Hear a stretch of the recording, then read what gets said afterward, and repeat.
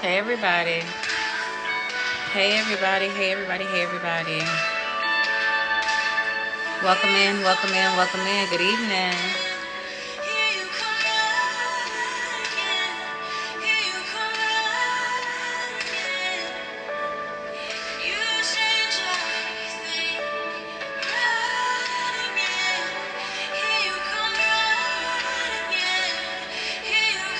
Hey everybody. Good evening.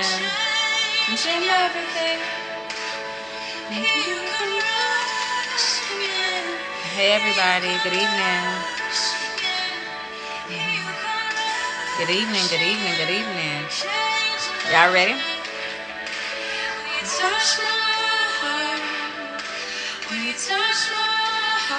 I only got 20% on my battery, so I need to hurry up. You change everything. Hello. Thank you. All right. You change everything. It goes out to deep. So we're going to be in the book of Genesis today. So I'm diving in deeper.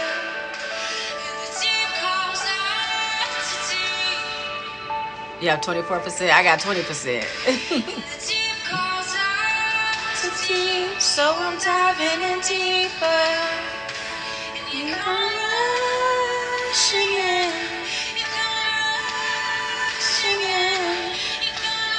So today I'm going to do this a little differently than what I normally do, because in the beginning I normally give you guys the scripture. Tonight I'm going to give it to you last. And the first thing I'm going to do is give you the title. If you're on Facebook, you already have the title. The title of tonight's message is Crowned Royalty. Crowned Royalty. So I was at work and I'm taking my little break, and on the way to the car, God began to speak to me. Then I had this vision, and I had to look up because a car was coming. I was like, oh, okay. I was in a translate state, and I saw this vision, and it had me go in the car and begin to write very rapidly. So I wrote tonight's message. It was supposed to be a little video, but God says, no, they need to hear this from the horse's mouth itself. So he began to give me the title, and I wrote it, and I said, Crowned Royalty. In fact, I said crowned in royalty, to be very specific. It was crowned in royalty. So that was the exact title that he gave me. So then he showed me a little boy. He showed me a little boy, and then he showed me the brothers running after him. At first, the boy was thinking it's a game, and he's running and he's hiding from his brothers. All of a sudden, they catch him. They jump on him, and they ambush him and throw him into the well. If you are from the country or you have the country life, you know just how deep a well can go. You know how deep a well can go. So when we're thinking about Joseph being thrown into the well, you have to think about the depth of the well. You have to think of how deep it goes down. He was all the way in the bottom of a well. Dark, desolate, and if they put the top on it, it was pitch black. It had water probably still in there. I don't know if it was an active well or if it was a dry well, but rather whether or not it was, it still had water flowing through it at one point. So I see this boy running, and he's ambushed by his brothers, and he's thrown into the well. He didn't break a limb because he's a strong young boy. He's strong. He had a beautiful coat, and it was stripped from him, and now he's in the dark. Have you ever been in the dark in your life? Have you ever had up moments and you're paying all your bills, you're doing everything right, you got a great relationship, the kids acting right, I'm talking about the job promoting you, and all of a sudden, you get stripped of your position. You get stripped of your family. You get stripped of your relationship. You get stripped of your finances. All of a sudden, you're down and you're in the dark and you're fighting to get out, but it's to no avail. You're doing everything you can to make your way out, and then you finally get above the water with bills, and then the car get the hiccuping, and then it stops working, and the transmission and the alternator and the radiator and the starter. All of a sudden you're trying to catch the bus, and now the bus schedule is acting up, and now you're trying to walk, but now they got detours and roadblocks and all these things. Every time you try to get up, you get knocked back down. I saw in the vision the little boy trying to jump and scrape his way. Well, you know the depth of the well, and you know that it's made out of the concrete, the mud walls that are sealed. So he's trying to hold on. He's trying to hold on to this concrete wall, but he keeps slipping down, and his hands are bloody and bruised. And finally he comes to terms with, this is it. This is it. Should I get comfortable here, God? Should I get comfortable here? Have you ever been in a position that it's so dark and you just say, you know what, I guess this is it? Have you ever been facing addiction and you got 3 days left and nothing has came through for you, and you look around the house and you just crying these tears, these faith tears, because the faith ain't faithing right now, and you're looking around and you're like, how did I get here? How did I get here? And how do I get out? God, what did I do to get myself in this pit? What did I do to get here? God, it seems like everything I do is not good enough. God, it seems like every time I try to get my head afloat, I keep sinking. I keep drowning. Every time. That was Joseph. The remnants of his coat still feeling like it's on him, but he knows that he is naked in the wilderness, in the pit, in the dark. He knows that he was once royalty. He was once well loved by his father. And now, he's nothing. He doesn't know if he's going to live or going to die. He doesn't know if his brothers are going to come back for him, or if they're going to leave the lid on and let him rot to death. He doesn't know. And finally, there's hope, right? The top of the well gets pulled back. Somebody yells down, hello, hello. Joseph's like, I'm here. Here I am. They pull him out and they put him in chains. They pull him out and they put him in chains. Now he's confuzzled. He's confused. He doesn't know what's happening because he's not a slave. He's not a convict. He's not any of these things. So why are they putting chains on him? Have you ever felt restraint, restricted? You can't say nothing. You can't do nothing. You can't move here. You can't move there. And if you ever live with somebody, if you ever been homeless and you try to make sure you're invisible, but invisible ain't enough, because when you're in somebody's space, they see and feel everything you do. So you're trying to hold your breath or you got to walk. You try to eat at night. You try to move lightly. You try to tread lightly, and they still can't stand you in their presence, because how dare you come take up space? Have you ever been afraid to take up space? Have you ever been afraid to take up space? That was Joseph. That was his story. Now he's in these shackles. I know in the slavery days they used to sing these songs. Freedom, oh freedom. And I wonder if he was walking in the sun just singing freedom. One day is gonna come. Oh freedom. But what is freedom if we're all not free? What is freedom if we're all not free? Being a free man and being stripped of everything you know. Getting thrown into a pit with no hope and getting placed in shackles. God showed me the brothers after they sold him to the Midianites as they were passing. After they sold him to the Midianites, and they went back to their dad and they said something ravished him and they lied. He showed me them going back to the pit.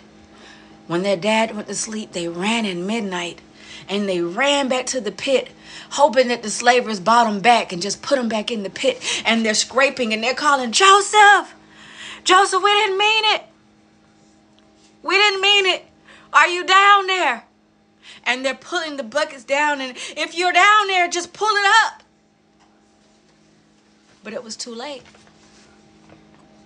It was too late. It was too late. Now that didn't happen. Not in the Bible. But I just wonder if they went back for buyer's remorse. I wonder if that happened with buyer's remorse or seller's remorse. They didn't repent. They sold their brother and they doubled down on the lie that they told. They didn't go back. They didn't call for him. They didn't have seller's remorse. They lived their life the way they saw. They lived their life the way they saw. God said they let envy, jealousy, and hatred kill their brother potentially, because that was the original plan. The original plan was to kill him. But you know, death is a little too much for some. Death is a little bit too much for some. Crazy. God had me write this down about your situation because some people plotted your death and your demise. They saw what you had or what they perceived you had, and they plotted against you. Some plotted on your relationship, and some men and some women pursue married men and women in relationship status. Some of them want to be like, I can take your man, I can take your woman. I got that wop wop 2024. Like they love to, they love to do that. That's their repertoire. That's what they do best. And then there's others that pride themselves on getting you fired or getting child protective services called on you or calling the police on you. Anything that they can do to diminish you. Anything that they can do to hurt you. Some people single-handedly only come around you to hurt you. That's it. All of these are examples, i.e., EX, whatever. He says, but in this instant, they're going to come back. They're going to have to come back. And they're going to have to come back to that pit first. I wonder, in their adult life, did they ever go back to that pit as a memorial? Did they ever go back to that well and draw water ever again? Did they ever regret what they did to their brother? Or did they just carry on as such? I know for a fact that they were terrified because when Benjamin was born, they were terrified when they had to leave him with Joseph to go back to their father. They knew it would break their father's heart.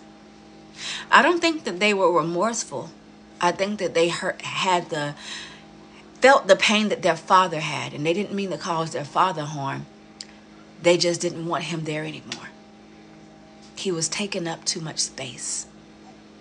You're taking up too much space. Your presence alone intimidates people, and they perceive you as a space taker. Not only a space taker, but as a favor taker. You're favored and you're loved. They're about to come back to the pit looking for you. They have a massive regret about selling you. But you won't be there. You won't be where they left you. Do you know how many people try to go to old addresses and knock at doors and be like, oh, is such and such there? They're like, nah, they left like 10 years ago. They go back to the same address you lived 10 years ago, thinking that you're still going to be there so they can address you the same way they did 10 years ago. Don't let that fly over your head. They went back to the same address 10 years ago, thinking that they were going to come address you the same way they did 10 years ago. If you have ears, hear. You're not there. You're not there. They can address you the same way they did 10 years ago because you're not there. When they come, they have to come correct. When they come, they're going to have to come correct because the same address don't apply to this address. And the way you address me isn't going to be the way you addressed me years ago. Yes, you can use it, the same word in different variations, because God is saying you're the same person, but in different variations. You went through the change and you will never be the same. What has happened since you've been gone? You have been crowned in royalty, and you are about to be crowned in royalty.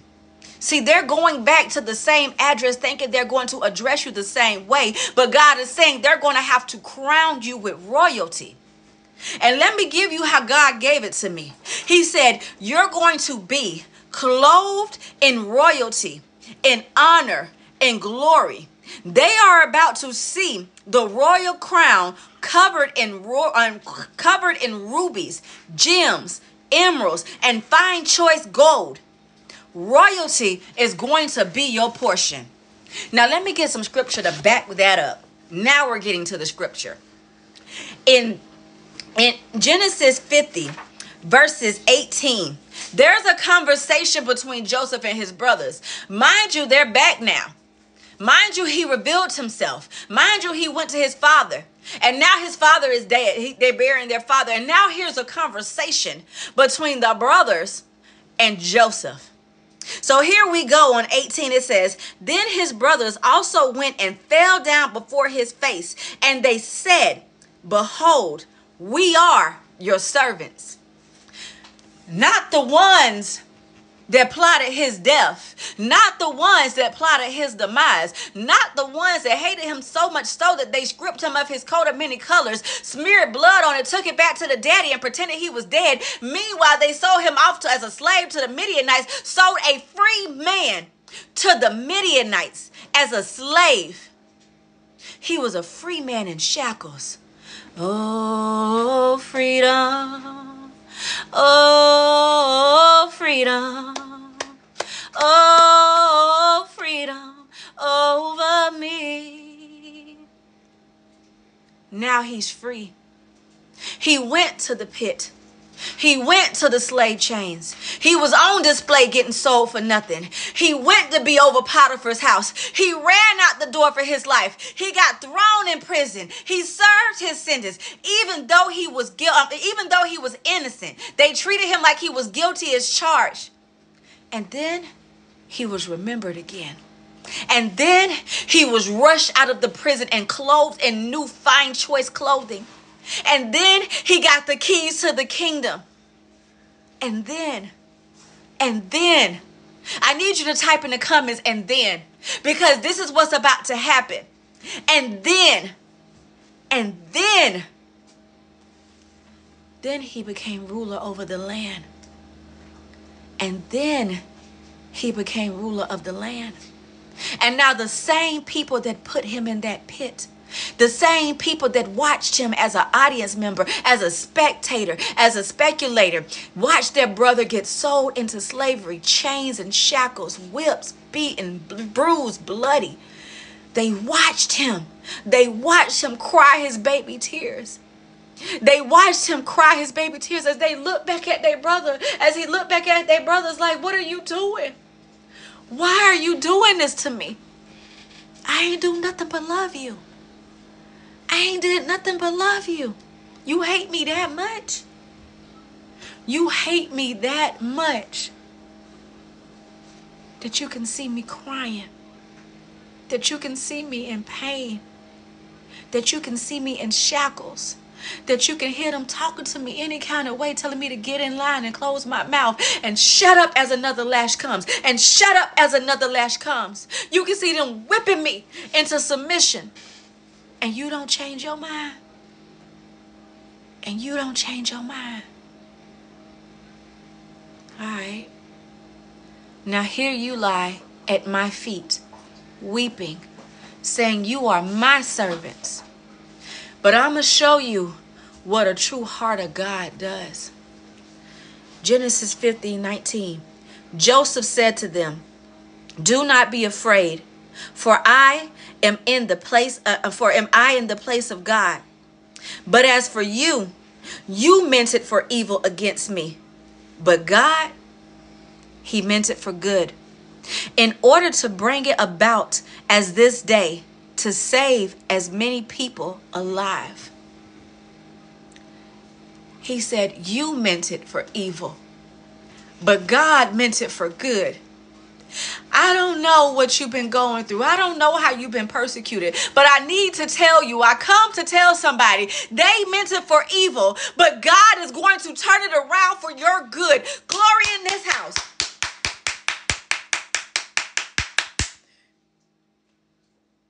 They meant it for evil. They lied on you. They plotted against you. They sought you out every day.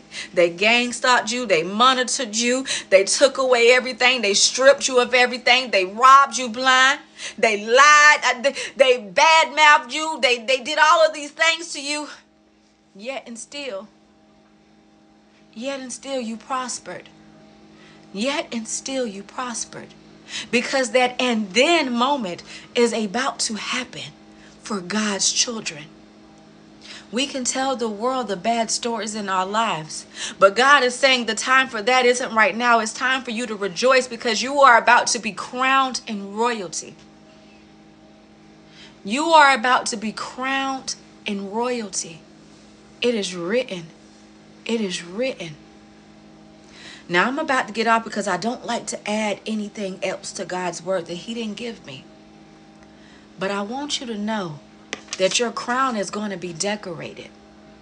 It's going to be decorated in rubies, in gems, in emeralds, and in fine choice gold. That is what your crown is going to have. You are royalty. And although they slayed you, yet still you prospered. You didn't just survive, you thrived. And that same address that they're about to return to, whether it's a job, whether it's a house, whether it's a facility, whether it's a street, wherever they think that they left you and they went back to address you, they're going to have to get rerouted to a whole new place, and they're going to have to address you differently. They're going to fall on their knees.